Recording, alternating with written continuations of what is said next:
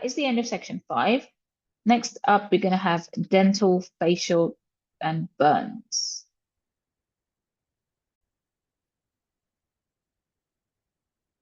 Okay, let's begin. Dental trauma. So there are types of dental trauma. You have avulsion, subluxation, intrusion, extrusion, and then crown or root fracture. Now, there is a classification that's more important for your FRCEM level, where we discuss the Ellis classification system for dental fractures. We have class 1, 2, 3. Class 1 is when there's a break in superficial enamel only. Class 2 is breakthrough enamel with the visible dentin. And then 3 is when it breaks through the enamel would be better, I guess. And then plus dentin with visible pulp, okay? Management-wise, if it's just a simple class 1 break, you just file the sharp edges with the MRCEM board. That's like a filer.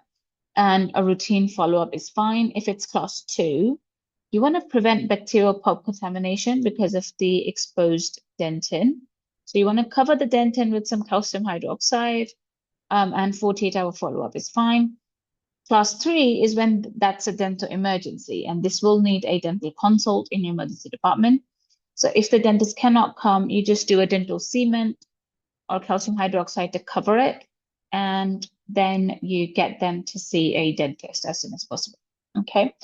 The key things to assess are the time of injury, storage, deciduous or adult tooth, and then aspiration risk. So if there is an aspiration risk, you might want to do a lateral C-span X-ray, just to look at where, or the lateral neck X-ray actually, to look where the teeth could have gone. If it's a pediatric or the deciduous tooth, you don't have to reimplant it. It's only for the adult. Time of injury always depends. Remember that it's viable or reimplantation is possible within 15 minutes. And then remember your storage medium, milk or saliva best. Okay, but please do not keep it in the patient's mouth. And then if that's not available, you can just consider saline. Right, so avulsed teeth, just remember, an avulsed tooth is one which is completely out of its socket. Now, following trauma, the teeth may also be mobile in the socket, displaced into the alveolar bone along the axis, so that can be intrusion. Avulsed adult teeth will require reinsertion as soon as possible. Please make sure that you handle the tooth by the crown, okay? Place it in milk or saliva, but do not keep it in the patient's mouth.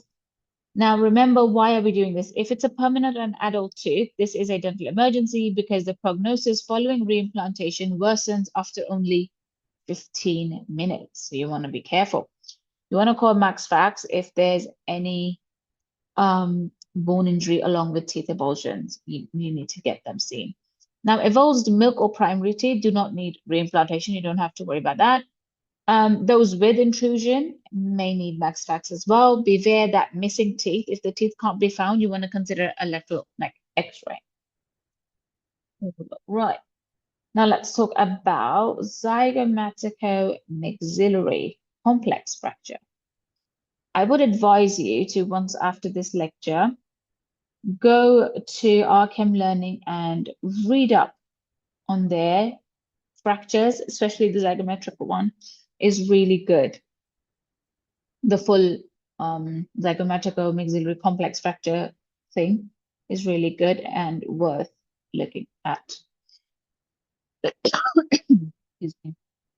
Now, these are also known as tripod, tetrapod, quadrupod, or malar trimalar fractures. 4-legged stool analogy, if you want to remember that the lateral orbital rim, the inferior orbital rim, the zygomatico-maxillary buttress, and the zygomatic arch, all of these make this complex. Now, what can injure it? Blow to the side of the face, fist, object, or motor vehicle accident. Remember that patients should be given general advice regarding their injury. This should include things like avoidance of nose blowing, as this may produce surgical emphysema, not to occlude the nose when they're sneezing. Application of ice packs to the area to reduce swelling, taking regular analgesia, and general head injury advice has to be given. Remember, they have to not blow their nose or hold their nose when they're sneezing, or they can have surgical emphysema. Investigation-wise, they will need X-rays, and we have some special views, occipital 15-degree and 30-degree views. We have the submental vertical views, and if there's a fracture on the X-ray, we probably would need a CT. Now, remember that for zygomatic arch fractures, you don't usually need urgent surgical intervention. Do I have it in a separate way? Oh, we do. Okay, we'll discuss that then. Now, let's just talk about the major management plan when it comes to facial trauma. You want to do A, B, C, D, E. Please remember C-spine. Okay, just remember C-spine. Airway, direct injury, bleeding, swelling, foreign body, always look for any avulsed tooth. Allow conscious patients to sit up, aid drainage, decrease their aspiration risk. Left lateral for C-spine injured patients unable to protect their airway. Remember, all maxillofacial trauma, you want to assume that their C-spine injury is there until it's cleared. For hemostasis, externally, you just want to do direct pressure, sutures, and staples. Internally, you can do packing, balloon tamponade, or temporary fracture reduction. Just make sure there's no floating face. Be careful about it. Surgically, they will need embolization or vessel ligation if the bleeding is not being controlled. Retrobulbar hemorrhage, it is another form of emergency that can happen, which is orbital compartment syndrome. You will see decreased visual acuity, proptosis, and ophthalmoplegia. They can be RAPD, they cannot be. This is a plus or minus, okay? Lateral canthotomy is your emergency management with cantholysis. Please remember that the procedure itself, like how you do the procedure, how you go about doing it laterally, is FRCEM level. So don't have to worry. Just know that when is it indicated, that's all. Okay. For FRCEM, just remember that you cut at the lateral canthal angle. You divide the inferior limb of your lateral canthal tendon. You have your finger there as well, just a slight cut, and then you put a finger there just to make sure you're not a finger is going to go in. It's just a mosquito there, and then you just try and cut it above it. Again, remember that you cannot delay this for ophthalmology because the vision is at stake. Physical examination, you want to look for flattening of malar eminence, that is zygomatic or complex fracture. Eye positioning and visual acuity. Enophthalmos, sunken or proptosis pushed out eye. Diplopia or restricted eye movements. If they have this, do give them advice about no driving. Infraorbital nerve, please check the cheek, side of the nose, and upper limb numbness. Test the bite. If there's malocclusion, there's a possibility there could be mandibular or maxillary fractures. For RAPD, relative afferent pupillary defect, you do the swinging flashlight test. Optic or retinal injury can be present if it's positive. The urgent referral. Again, this is what it looks like. If you see here, I'm going to follow my arrow. This is what it looks like on the CT. And here it is on the X-ray, the tetrapod fracture. Okay, zygomatic arch fracture. Here, if you can see, this is the X-ray showing the zygomatic arch fracture. As for your zygomatic arch fractures, they do not usually need urgent surgical intervention. If there is restriction of mouth opening due to trapping of the temporalis muscle or mandibular condyle, it is an indication for urgent referral to a maxillofacial surgeon. Okay? Follow-up and advice should follow that which we gave for your zygomatic one. That's the same. Orbital blowout fractures. Do we have one? Okay. No.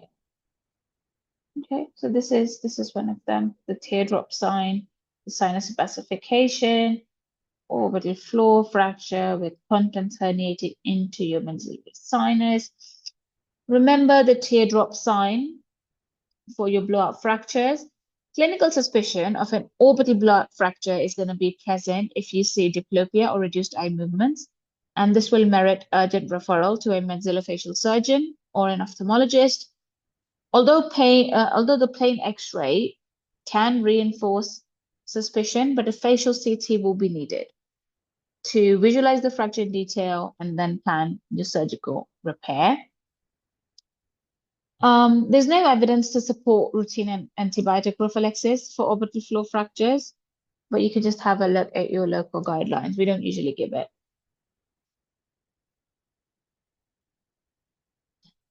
Okay, orbital is done. Nasal fracture. So nasal fracture is a clinical diagnosis, and there's no evidence that immediate reduction of a displaced fracture practiced in some centers is any better than delayed assessment and reduction. Okay. Displaced fracture has to be reduced before 14 days, though, because an attempted close reduction beyond this time could be impossible. So that's just one thing to remember, should be done within 14 days. All right, after that, it's not going to happen. Let's talk about the complications. Number one is the septohematoma. It is a rare problem, but is more common in children due to relative lack of the bone in the nose, which is softer and therefore easily deformed. If identified, a patient with septohematoma has to be referred urgently to an ENT for drainage and nasal packing. Now, if there's traumatic epistasis, what do we do? Traumatic epistasis is common in nasal fracture and can be severe, but it is self-limiting, don't worry. It can be managed in a similar way to a non-traumatic nosebleed. We will do the whole epistasis management as well, just coming up, don't worry. However, you want to make one little distinction, and that is with CSF rhinorrhea. Because if CSF rhinorrhea is confirmed, then they need an ENT referral for further assessment. Okay. Now, there is no role for Nizeptin. There is a role, I would say. There is a role for Nizeptin in the treatment of non-traumatic epistasis. For traumatic epistasis, we are not really sure. So take it as you will.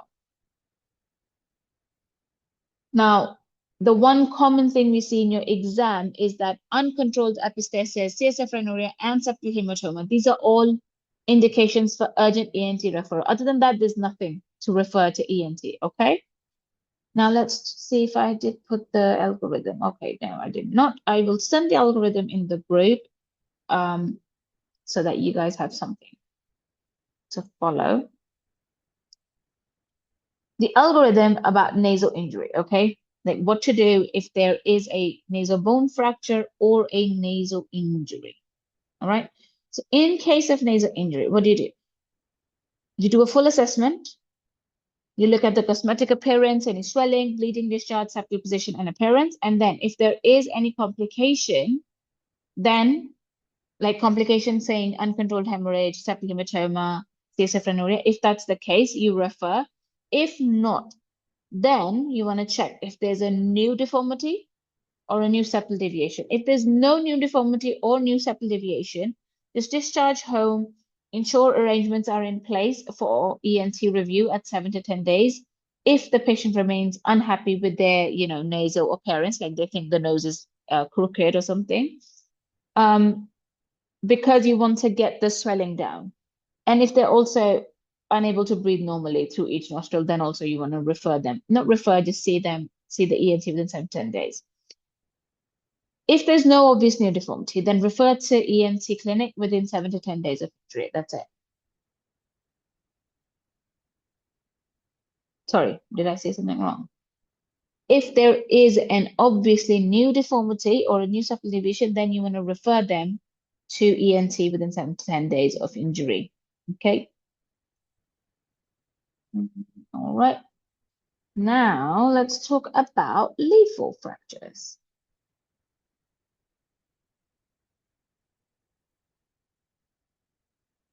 Lethal fractures are your mid-facial fractures. Okay, there are 3 types: Le Fort 1, 2, and 3. Leafort 1 is transverse or a floating palate. Leafort 2 is pyramidal. And Leafort 3 is craniofacial dysfunction. Okay? Now, let's talk about the exact anatomy of what's going on. Leafort 1, why do we call it the floating palate? Because it involves your transverse fracture to the maxilla, occurs above the roots of the teeth, may result in mobility of the maxilla and the hard palate from your midface. This can be associated with malocclusion and your dental fracture. Type 2 is known as floating maxilla. Now, what's happening here is that the fracture involves your extension of the fracture superiorly. So it's going to go above the nose or the nasal bridge. So it includes the fracture of the nasal bridge, the maxilla, the lacrimal bones, and the orbital floor rim. Typically, these are bilateral and